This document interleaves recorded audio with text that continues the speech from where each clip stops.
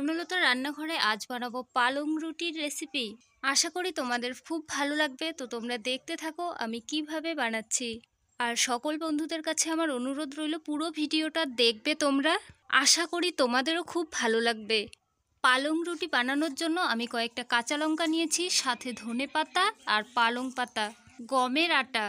চলো তাহলে রান্নাঘরে চলে যাওয়া যাক। সবার প্রথমে আমি আটাটা এই গামলায় ঢেলে নেব, দিয়ে দেব স্বাদ মতো লবণ, ভালোভাবে মিশিয়ে নেব। এদিকে পালং পাতাগুলো আগে থেকে বাছা ছিল, আমি গামলায় দিয়ে দেব। ধনেপাতাটা বেছে নেব, পালং পাতার সাথেই ধুয়ে নেব, সাথে কাঁচা লঙ্কার বোটাগুলো ছাড়িয়ে নেব। ঝালটা তোমাদের পছন্দ মতো বাড়িয়ে কমিয়ে নিতে পারবে।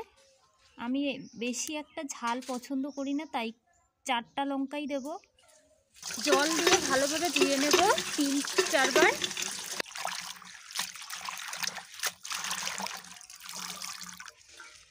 শিলপাটাটা আমি আগে থেকেই ভালোভাবে ধুয়ে রেখেছিলাম। এদিকে ধুয়ে রাখা পালং পাতা, ধনেপাতা, কাঁচা লঙ্কা একসঙ্গে বেটে নেব। তোমরা মিক্সিং জারে মিক্স করে নিতে পারো, কারণ আমার মিক্সিং জার নেই, তাই আমি শিলপাটায় বেটে নিচ্ছি। আমি খুব সুন্দরভাবে বেটে নিয়েছি। এদিকে একটা বাটি আর ছাঁকনি রেখেছি, ছেঁকে নেব। রস ভালোভাবে চেপে চেপে রসটা বের করে নেব। আমি অনেকটা রস চেপে বের করে নিয়েছি। আটার মধ্যে একটু একটু রস দিয়ে ড্রটা তৈরি করে নেব। যেহেতু আমি কাঁচা পালং পাতার রস দিয়েছি, তাই আমি কাঁচা লঙ্কা দিয়েছি আর ধনেপাতা, যাতে কাঁচা গন্ধটা চলে যায়। ড্রোটা ভালোভাবে সময় নিয়ে বেলতে হবে। যত সময় নিয়ে বেলবে রুটিও কিন্তু ততই সুন্দরভাবে ফুলে উঠবে। আমার পুরোপুরিভাবে ড্রটা তৈরি হয়ে গেছে। 10 মিনিটসের মতো রেস্টে রেখে দেব। 10 মিনিটস পর ঢাকাটা তুলে দেখব কতটা সফট হয়েছে। খুব সুন্দর তুলতুলে নরম হয়েছে দেখুন বন্ধুরা। একটু লম্বা করে নেব। আমি ছুরি দিয়ে লেচিগুলো কেটে নেব। খুব সহজেই সুন্দরভাবে কাটা যায় এই ছুরি দিয়ে কাটলে। হাত দিয়ে ছেঁড়ার থেকে ছুরির সাহায্যে সব থেকে সুন্দর হয়। আমার সবগুলো লেচি কেটে নেওয়া হয়ে গেছে। হাত দিয়ে গোল গোল করে নেব।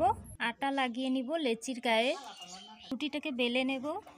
আমি খুব সুন্দরভাবে বেলে নিয়েছি। হাত দিয়ে কত সুন্দরভাবে গোল হয়েছে রুটিটা দেখুন। হাতেও খুব সুন্দরভাবে গোল করে রুটি বানানো সম্ভব। আমার একটা বানানো হয়ে গেছে। এদিকে আমি উনুন ধরিয়ে কড়া গরম করে নিয়েছি। কড়াই রুটি দিয়ে দেব। এপাশ ভাজা হয়ে গেলে উল্টে দেব। একবার তো উল্টে দিয়েছিলাম, এবার এপাশও ভাজা হয়ে গেলে আবারও উল্টে দিতে হবে। দেখুন বন্ধুরা রুটিটা কত সুন্দরভাবে ফুলে উঠছে। তো সুন্দরভাবে দেখুন বন্ধুরা ফুলে উঠেছে। নামিয়ে নেব। প্রত্যেকটা রুটি বন্ধুরা খুব সুন্দরভাবে ফুলে উঠেছে। এই পালং রুটিটা খেতেও কিন্তু বেশ ভালো লাগে। প্লেটে নামিয়ে নেব। এই রুটিটা সব থেকে বেশি ফুলেছে বন্ধুরা, দেখুন কত সুন্দর হয়েছে। পালং শাকের উপকারিতা সম্বন্ধে তো তোমরা জানোই বন্ধুরা। এই পালং শাকের সময় তোমরা চেষ্টা করবে রুটি বানিয়ে খেতে। স্বাস্থ্যের পক্ষেও উপকারী, খেতেও খুব সুস্বাদু। যে কোনোদিন রুটি খায় না বন্ধুরা, তারাও এই রুটিটা খেতে খুব পছন্দ করবে। বেঙ্গলি স্টাইলে পালং রুটির রেসিপি কেমন লেগেছে অবশ্যই কমেন্ট করে জানাবে বন্ধুরা। আর স্বর্ণলতা রান্নাঘরের নিত্য নতুন রান্নার টিপস পেতে আমার চ্যানেলটি সাবস্ক্রাইব করে রাখবে। পাশে থাকা বেল বাটনটি প্রেস করে রাখবে, যাতে পরবর্তী নোটিফিকেশান তোমার সব থেকে আগে পৌঁছে যায়। আর আমার রান্নার রেসিপিগুলো ভালো লেগে থাকলে অবশ্যই লাইক কমেন্ট শেয়ার করে দেবে বন্ধুদের মাঝে বেশি বেশি করে, যাতে তারাও দেখতে পায়।